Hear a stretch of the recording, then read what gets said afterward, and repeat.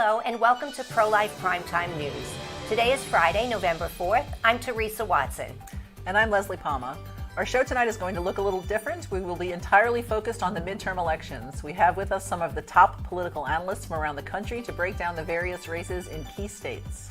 Joining us will be Anna Marie Visser from Michigan and David Walls from Kentucky. They will help us understand the ballot initiatives in their states. Stephen Billy from Susan B. Anthony Pro-Life America will be with us to discuss what we can hope to see in gubernatorial races. Caitlin McCuskey, also from Susan B. Anthony, will join us tonight to analyze the House and Senate races. Father Frank Pavone will share with us why these midterm elections are more critical than ever before. Please stay tuned until the end when we will have a meaningful reminder of why we have to vote pro-life. The concept of voting can be simple, but many ballots are not that easy to understand, especially ballot questions that are often wordy and complicated. In 4 days, in addition to casting ballots for elected officials, voters in 4 states will vote on ballot initiatives related to state constitutional rights to abortion.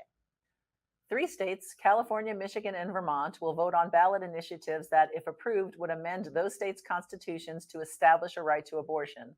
1 state, Kentucky, will vote on a ballot initiative that would amend its state constitution to declare that there is not a right to abortion. In Montana, voters are asked to approve a law declaring that an embryo is a legal person with a right to medical care if born prematurely or survives an attempted abortion. We have with us tonight Anna Marie Visser, Director of Communications and Education with Right to Life Michigan, and David Walls, Executive Director of the Family Foundation in Kentucky. They're going to help us understand the ballot initiatives in their states. Welcome, Anna Marie and David, to the show.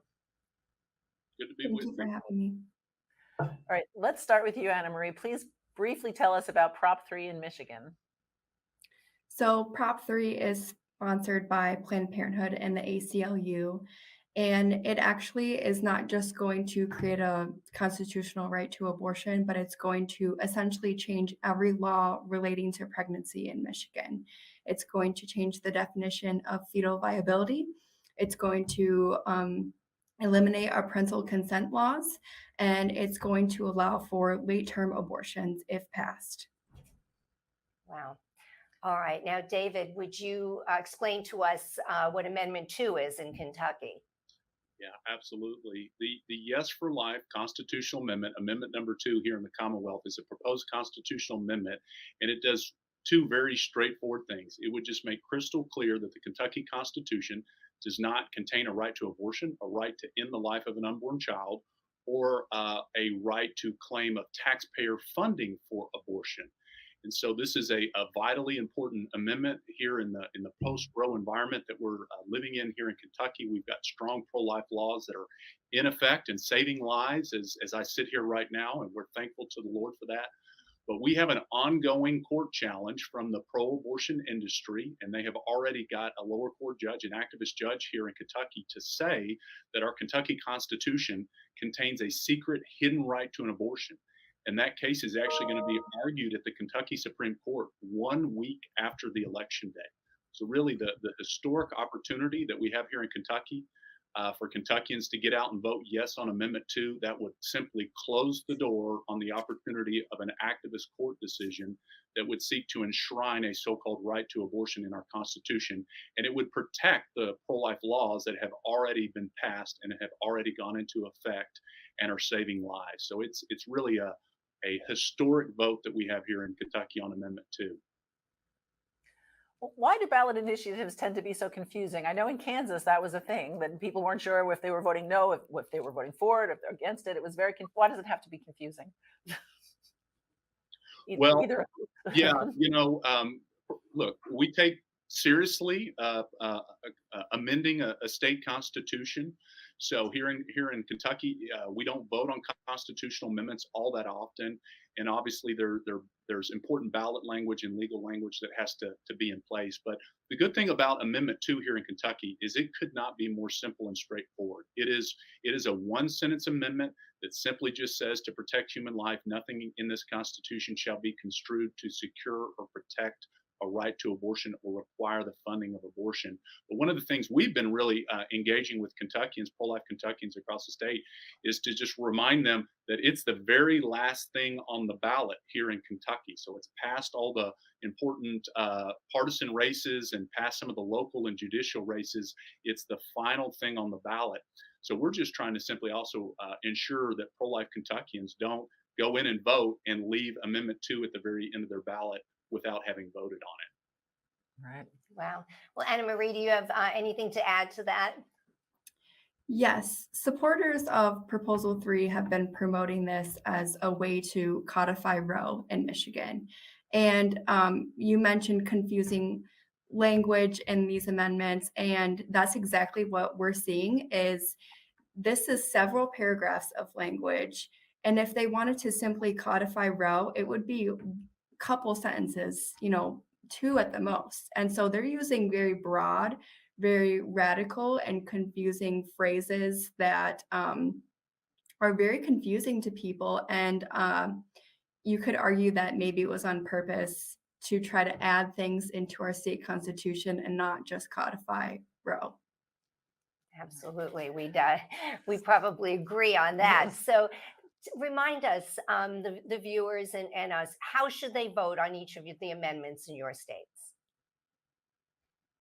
People in Michigan should vote no on Proposal 3. It is too radical and too extreme for Michigan, and we know that the majority of people in Michigan do not support late-term abortions, and the majority of people in Michigan support parental consent laws. And here in the bluegrass state, it's a simple yes. It's yes on 2, and as I mentioned, it's the last thing on the ballot, and it's vitally important, and just really a historic opportunity for Kentuckians to get out and vote their pro-life values into the Kentucky Constitution. So, Anna Marie, what's your prediction for the fate of Prop 3? It's hard to say a prediction. Our field work is going really well. And so we're hopeful that the people in Michigan will know that this is too radical for them and they will vote no on it, regardless of where they stand on abortion. So we're working hard every single day leading up to November 8th to make sure that people are educated in Michigan. So we're hopeful that it will not pass. Hard to say prediction, though. All right. David, how about Kentucky? Will pro-life prevail? We serve an awesome God, and we're really doing all that we can to. It's been encouraging. The body of Christ has come together across denominational lines on this issue in Kentucky as we continue to get the word out. Certainly, there are millions and millions of dollars pouring in from the pro-abortion industry to try to defeat this amendment, but we remain confident. And as we head towards Election Day, we just continue to pray for our nation, pray here for Kentucky that the body of Christ would get out and vote truth and righteous and support Amendment 2 here in Kentucky and in other states like Michigan, that they would vote down these just really, really concerning amendments being pushed by the radical pro-abortion industry. All right. Well, amen to that. Thank you both for taking the time to join us tonight, especially during this very busy election season. We really appreciate it. Thank you. Thank you for having me. Yeah, thanks and God bless. Voters in 36 states will cast a ballot for their state's chief executive next week. At least a dozen of these gubernatorial races are considered competitive. While governors have always been important, of course, the end of legal abortion on the national level has given them more of a say in what happens to the unborn in their states. We've asked Stephen Billy, Vice President of State Affairs for Susan B. Anthony Pro-Life America, to join us to break down these races. Welcome, Stephen. Thank you for having me. Looking forward to the discussion. Well, Stephen, Cook Political has labeled 5 races as toss-ups, meaning they're too close to predict. Can you start us off in Oregon, where maybe there's a chance for the first Republican governor in 40 years? What's happening there? Well, we've got reason to be optimistic all across the board, and not just the federal races, but our state races, our gubernatorial races as well. And Oregon is a great example of that. The American people are rejecting the extreme position of the other side, especially when it comes to abortion. And the American people don't support on-demand taxpayer-funded abortion up until the moment of birth. That's the position of the other side. And so it's not a surprise to us that we see highly competitive races where pro-life leaders are in a situation where they can win. Well, Arizona is another open race with Republican Carrie Lake facing off against Democrat Katie Hobbs. What do you see happening there? I think Carrie Lake has done an incredible job of really contrasting the pro-life position and the compassionate side of the argument, where we want to stand with women, we want to stand with mothers who are facing difficult situations and stand along with them and help them love their children. And putting that up against Katie Hobbs, who takes the extreme pro-abortion position. On-demand abortion up until the moment of birth, that's in the league of China and North Korea for allowing elective abortions after 20 weeks. That's not what anybody in America supports. And so it's, Carrie has done an incredible job highlighting how extreme her opponent is on the issue. And the people in Arizona are responding to, rejecting that extreme pro-abortion position. Wow. Well, Wisconsin's an interesting place, and with Republican-controlled legislature and Democratic governor, do you see incumbent Tony Evers getting his walking papers? Well, you're right. Wisconsin is an interesting place. They're one of the states that have a strong pro-life protection in place right now, in force and effect, and they're able to protect unborn children. I think Tony Evers is committed to that extreme abortion agenda that we've been talking about. And I don't believe that the people in Wisconsin are going to go to the ballot box and say, we want taxpayer funded abortion on demand. So I think, again, we've got a lot of optimism that we're going to see a good result in Wisconsin on election night.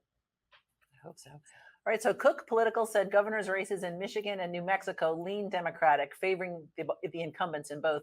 Do pro-lifers have any hope of saying goodbye to Gretchen Whitmer in Michigan or Michelle Lujan Grisham in New Mexico? I think we do have hope. I mean, Tudor Dixon, again, a strong pro-life woman running for governor. She's carrying that mantle of wanting to stand with mothers and be there to support them and make sure that they've got the help and support they need when they're facing difficult situations. That's what the pro-life movement is about. That's what pregnancy help centers are about. And I think Tudor has done an incredible job showing that that's what she wants to do with her leadership. And that's in stark contrast to her opponent, who's taken the complete opposite position, said that the solution to any problem that women might be facing is to take the life of their unborn child. And I think, while Michigan and New Mexico are both going to be some of the more difficult races, we do have reason to hope that we're going to have successful pro-life candidates come out of those elections on election night. We certainly hope so. And Stephen, I'm a New Yorker originally, so I'm watching the governor's race there, and it should be a shoo-in for incumbent Democrat Kathy Hochul. But there are signs that GOP challenger Lee Zeldin is making headway. What are your thoughts on that? I think that just, again, gets to how extreme the other side has gotten on issues all across the board. One of the things that often doesn't get mentioned is when the pro-abortion states pass these, abortion safe haven laws, or they want to make every abortion in their state available, that's getting rid of things like parental consent or informed consent for women, parental notification, so that parents aren't going to be made aware if their minor child is going to get an abortion, if their teacher is taking them to get an abortion. Parents don't want that. Parents want to be involved in their child's life. They want to be there to protect their children and love their children. And so when you start putting extreme positions and policies like that in place, that's what's happening in New York, people are going to reject that. We just, as a nation, we don't support the idea that our young children should be able to get abortions without their parents' knowledge. So I'm also a New Yorker originally, but I lived briefly in Texas, and I love Greg Abbott. Is he safe? And if he wins, do you think Beto O'Rourke will finally go away? And wait, I have the same question about Georgia. Will Stacey Abrams lose to Brian Kemp, and will that be the end of her political aspirations? Well, I don't know if it'll be the end of her political aspirations, but it's going to be another loss for her come election night. I think Brian Kemp is a strong pro-life leader. He has done an incredible job in Georgia. They have very strong protections in life for life in place, and they also have a lot of policies in place to stand with women. They've just created child tax credits for mothers while they're pregnant. They've created it so that you can receive child support during pregnancy. They're making sure that the support women need is available to them. And they're doing that while they're protecting the lives of unborn children. So I think Brian Kemp he's a strong pro-life leader, and the people in Georgia are going to reward him for standing for life. And I think the same in Texas. Obviously Texas was in the news a lot early with their heartbeat law, and with all of the accusations made against them in the first few days after that law came into effect. We were told the world was going to end and all these terrible outcomes were going to follow that law. And none of that's happened. And in fact, the polling is showing that the people in Texas are supporting that law. That support is growing for protecting the life of unborn children, and the policies that they have in place, $100 million for an alternative to abortion program. And it is incredible what pro-life leaders are doing across the country. And that's why I think we're going to have such a great night on election night. The American people reject the extreme position of on-demand taxpayer-funded abortion up until the moment of birth. They want policies and leaders in place that are going to stand with women, that are going to stand with families so that they can love their children. And so I think that's what we're going to see happen on election night. And what about Beto? Will he go away? I can't predict whether Beto or Stacey are going to go away. I certainly hope so. I think that their extreme positions are going to be rejected again and again every time that they run. So hopefully they'll get the message. Well, Stephen, thank you so much for joining us and letting us pick your brain on these really important races. We really do appreciate your time. Yeah, thanks for coming on. Absolutely. Looking forward to a really good election night and would be happy to come back and talk with you all soon. All right, great. Great. Thanks. Whether it's a good idea or not, every seat in the U.S. House of Representatives is vacated every 2 years, meaning we have 435 congressional races to keep track of. To help us with that, we've asked Caitlin McCuskey, political coordinator for Susan B. Anthony, Pro-Life America, to tell us what to expect in the House and the more manageable Senate. Welcome, Caitlin. Thank you so much for having me. Caitlin, what are we looking for in terms of the balance of power? Do we have hope that pro-lifers will dominate the 118th Congress? Yes, well, I certainly think, starting back in the fall of 2021, we've been hearing about a red wave that's coming, and Republican candidates across the board are really doing well. We're seeing a huge upswing for them in the polling over the last month, and I definitely think we're going to have some strong pro-life voices coming into Congress. I think the latest polling average or latest Real Clear Politics average predicts like upwards of 30 plus new members coming into the House of Representatives. And so we're very excited to see that, and ultimately excited to see a check on the Biden administration's radical pro-abortion policies. Oh, definitely. Well, Caitlin, we've read that white suburban women and Latinos are showing more support for Republicans than ever before. Will this help the House candidates? Absolutely. I mean, every election cycle, I think we hear a lot about suburban women. This cycle, we're hearing about them coming back to the GOP, and that's certainly a block of voters that we need to pick up. We need to have vote for us on election night. And same with Latinos. For so long, the Democratic Party has treated them as this monolithic voting bloc, and we're seeing from candidates like Mayra Flores and Monica De La Cruz and Cassie Garcia down in South Texas, Madison Gilbert in Ohio, that they are seeing the extremism of the other side, seeing the policies put forward on things like our issue on abortion, and saying, no, we don't want taxpayer funded abortion through 9 months of pregnancy. That is absolutely not where we are as voters. That's not where America is. That's not why we came to this country or why our grandparents came to this country. And so we're definitely going to see a huge effect from that on election night. Well, let's take a look at the Senate, where 34 of 100 seats are in play. At Priests for Life, we've been concentrating on 5 races: Arizona, Georgia, Nevada, Pennsylvania, and Wisconsin. Cook Political has Arizona as a toss-up, with incumbent Democrat Mark Kelly facing Republican challenger Blake Masters. In Nevada, the incumbent Catherine Cortez Masto leads her Republican challenger Adam Laxalt by less than a point. Where do you see these 2 states headed? Well, we've certainly been working very hard at SBA to get out the vote. We've got boots on the ground in both of those states, exposing the Democrats' extremism, talking about Mark Kelly and Catherine Cortez Masto's extreme voting records on this issue, and making sure that voters know that Blake Masters and Adam Laxalt will stand with them on this issue, and will stand where we should be, with federal minimum standards and things like that. And so we've been doing our best to get the vote out. And I think we're seeing in the polls, especially over the last few weeks, that voters are realizing where these candidates are. They're realizing the extremism of the Democratic Party on all issues. And we're going to see, hopefully, the results of that on election night. Well, Caitlin, in Wisconsin, we have an incumbent Republican, Ron Johnson, being challenged by the state's Lieutenant Governor, Mandela Barnes. Johnson has a narrow lead. What do you predict? I don't want to predict anything. I don't want to count my eggs before they've hatched, but I definitely think the voters are seeing Barnes's extremism. He couldn't name a single limit that he supports on abortion. up into the 9th month of pregnancy. I mean, they asked him point blank and he couldn't answer that question. And so voters are seeing that. It's not, just the media that's covering it. It's not just the political DC world that's seeing that. I think your average Wisconsin voter sees that and knows what that means. So I'm very hopeful that we'll be able to hold on to Wisconsin come election day. Well, the Pennsylvania race has gotten a lot of press, with Democrat John Fetterman facing off against Dr. Mehmet Oz for an open seat. Do you think Fetterman's health issues, which were on display in the recent debate, will impact the outcome? Well, I definitely think the post-debate polling has really shown Oz with the momentum. My biggest takeaway was it's just sad seeing Fetterman. He clearly needs help. He clearly needs some support, and he's just not getting that right now from his friends and family. And I just think the voters see that, and they know what it takes to be a senator. Pennsylvania voters know what they want from a senator, and they've been blessed by a great senator and Senator Toomey. So I do think that will affect his chances and affect the election night outcome. Well, the abortion issue was most prominent in Georgia, where pro-life Herschel Walker has been accused of 2 unidentified women of paying for their abortions. And pro-abortion Raphael Warnock, the pastor, just posted a campaign ad suggesting we need legal abortion so we can keep killing babies with disabilities.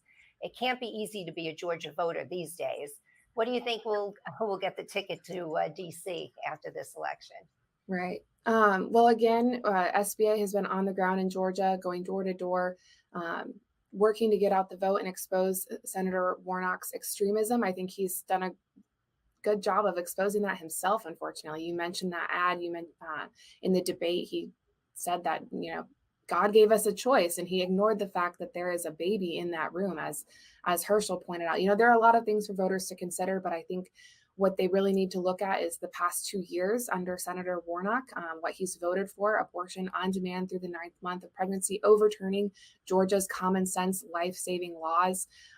They need to look at the recent voting record of Senator Warnock and think, can we continue that for the next 2 years, or do we need change? And Herschel Walker is promising change. He's promising to be a voice for Georgians, and I think that's really the question that voters need to consider. And so I hope that they consider electing Herschel.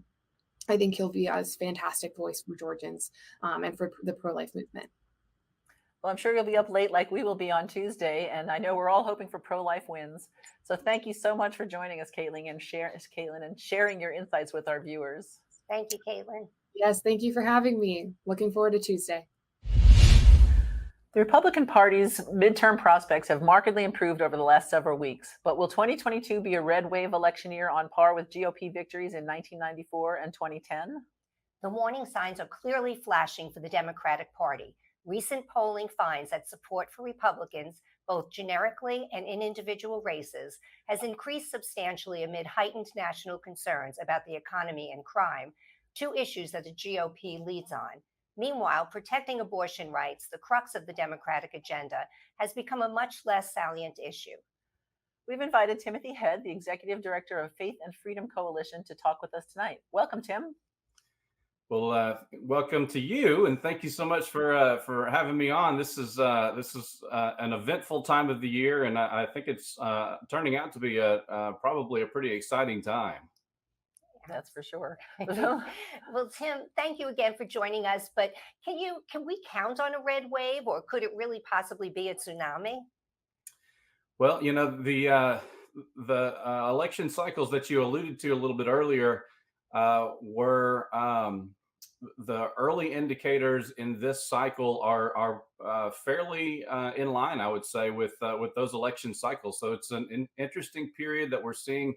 Not in every single state, but in most states, especially red states, the early voting numbers that we're actually getting back are actually very unusually high. I would say for 2000 compared to 2018, so the last midterm, and then also even 2014, before the non-presidential cycles, we're seeing a significant uptick in early voting, which is also a slightly interesting trend. We're seeing more Republicans voting early in a lot of kind of rural and suburban or exurban counties across the country, hitting new record numbers for those areas. And so, historically, for probably the last 30 to 40 years, Democrats tend to vote a little more early. But that trend is it's not flipping, but I would just say Republicans seem to be catching up with early voting trends for Democrats. Do you have any predictions you can make, like how the House is going to end up after the election, or the Senate? So I think that we're shaping up for a very strong, potentially even wave-like political performance for Republicans this cycle. The early voting trends are similar to 2018 numbers or 2014 midterm numbers, but significantly higher. And I think that certainly bodes well whenever elections are resolved around issues like crime, for instance, and also around the economy. Normally, that tends to kind of flow the Republicans' way. Now, on the House side, I would say 230, low 230s, 232, 234. I would say is probably a very conservative estimate, and probably 242, maybe 244 on the high end for the U.S. House for Republicans. On the Senate side, you've got some unusual races because specific states are experiencing slightly different issues. For instance, in Nevada, in Arizona, in Pennsylvania, and in Georgia, those races have some slightly different issue sets that are impacting those states, and then you also have slightly different personalities at play. And so I would say that the Republican candidates in Pennsylvania and Nevada, Mr. Laxalt and Mr. Oz in Pennsylvania are looking pretty strong. Interestingly enough, Arizona, it's probably a little more of an uphill battle for Masters in Arizona, but Herschel Walker in Georgia is actually closing extremely strong and is looking like he's at least going to lead going into a runoff, and he very, very well may win outright without a runoff in Georgia. So that could get us either to 51 or 52 in the Senate. Wow. Well, that's all very, very exciting for us, obviously. And Tim, we want to thank you for joining us and sharing your insight and your expertise. And we're really hoping that we do see this red wave, and maybe you can come back with us at the end of next week, and let's just see how the predictions were. Absolutely, a lot of governors' races up in the air too that are probably worth revisiting around life-related issues once the new tectonics kind of reshift or reshape there. So I'd love to do it. Thank y'all so much for having me. Hey, thanks. Awesome. Thank you. Bye. I've invited Father Frank Pavone, National Director of Priests for Life, to talk to us tonight about the elections, the midterm elections, and why they're so important. Hi, Father. Hi, Teresa. Thank you for joining us tonight. So the election's only a few days away. Only a few days away, 4 days. So, Father, I keep hearing people talk about, well, gee, it's the midterm elections. Right. It's not a presidential election. I'm not going to vote. What's the big deal? So what do you say to that? Well, I've been involved in national elections since 1994, the first national election after I took over Priests for Life. And I've never been more convinced of the importance of an election than this one, because although it's a midterm election, we have a situation here now where we have the most radicalized national party, the Democrat Party, that we have ever had. And when I say radicalized, I mean, we just saw one of their 2020 presidential primary candidates, Tulsi Gabbard, drop out of the party altogether because she said this is an elitist cabal, and she said these are power-hungry people that are setting themselves against our basic freedoms. So this is no longer just a question of what we have in every election, which is, okay, you have different platforms, different policy ideas, different perspectives. Any healthy country has different perspectives and debate about different policies. But we're talking here about a party that has become radicalized. Look at how they're indoctrinating our children in the schools with this woke ideology, America-hating ideology. I mean, it sounds like we're just name calling, but you go into the actual things they're doing and you see that this is true. Not to mention these just absolutely insane ideas about defunding the police, and we've had a historic rise in crime, an historic rise in inflation, no southern border anymore. And it's not like they can't fix these things. There are common sense things to be done to fix these things. What we're saying is something strange is going on here. As President Trump has said, as many of the rest of us has said, some of this behavior, you just can't make sense of it unless the people in these positions hate our country. I mean, that's very sad and scary to say. That's why this midterm election is so important, because right now they control the Congress as well as the White House. This election can put a roadblock in front of these radical policies, at least to give us a chance to figure out what's going on here. You put the Congress under Republican hands, you can have certain investigations. You can get to the bottom of why the FBI is being weaponized against pro-life people, for example. Get to the bottom of what's going on, what happened with Afghanistan. I mean, people are just alarmed, and this has never quite happened like this before. They're alarmed in such a way that goes to the very foundations of our nation and of our love for our nation. That's why it's so important. Well, Father, we live here in Florida, so we have a big governor's race this year, right? And what about if I say, well, gee, I'm just going to vote for governor. Why do I have to be bothered with the judges and the school board? I don't even have kids in school. So what is so important about these really local elections as well? Well, then it sends a message to these people on the local level, whether they're radical judges that want to, again, impose ideology instead of judge according to the Constitution, or whether it's school board members that want to indoctrinate students instead of educate them in reading, writing, and arithmetic. We've got to send them a clear message that we as a people reject their philosophies, because people not voting on that level and not even knowing the difference between the candidates opens the door for the wrong kind of people to get in there. And then they can claim, oh, well, people are okay with what we're doing. Whereas in reality, the people are not okay with what they're doing. But the people who are not okay with it need to understand what's at stake and send them a very clear message. No, we reject what you're doing in our schools. We reject what you're doing in our courts. We reject this. And the only way to give them that clear message is to vote. Thank you, Father. Well, we are going to be live on Election Day, right, throughout the day with a lot of news as it comes. Yes, we will. To be, right? And will you join me next Friday again to talk about the results? The results we should be celebrating. Absolutely. Well, thank you right. so much for joining me. You're welcome. In 2010, Priests for Life organized and hosted the Pro-Life Freedom Rides, which brought together Black pro-life leaders from all over the country for events in Birmingham, Atlanta, Knoxville, and Chattanooga. We had a bus that rode from place to place with pro-life rallies in each and prayer vigils outside abortion facilities in a few of our stops. To kick off the project, we commissioned Christian songwriter Jamie Owens Collins and her husband Dan Collins to write a pro-life anthem. The song is called The Least of These, and we'd like to play it for you now. It's a good reminder of why we need to vote pro-life in every election.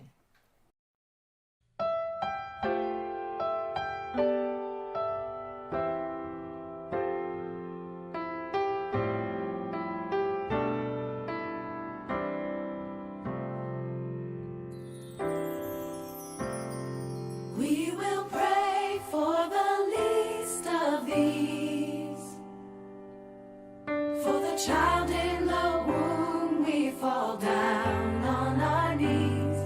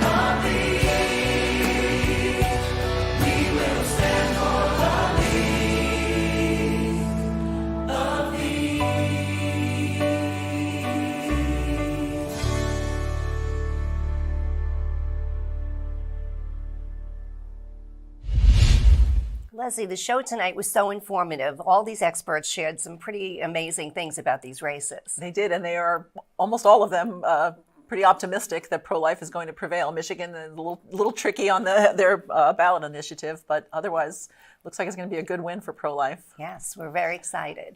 So thank you so much for joining us on Pro-Life Primetime News, produced at Priests for Life headquarters in Titusville, Florida. We hope you will join us every Friday at 9 p.m. Eastern Time. We hope you will support this show and all of our broadcasts, including Just Ask Janet, our daily masses, and Father Frank's broadcasts by making a donation to prolifegift.org. These donations help fund all of our work here at Priests for Life, which enables us to continue educating, equipping, and activating the pro-life community to end abortion. Do you have an idea for a story for us? Are you someone whose baby was saved because of the help of a sidewalk counselor? Would you like to expose something in the abortion industry? Then please email us at media@priestsforlife.org. And be sure to join us next Friday at 9 p.m. Eastern Time. I'm Leslie Palma, Communications Director. And I'm Teresa Watson, Executive Manager. Remember, life is the only choice.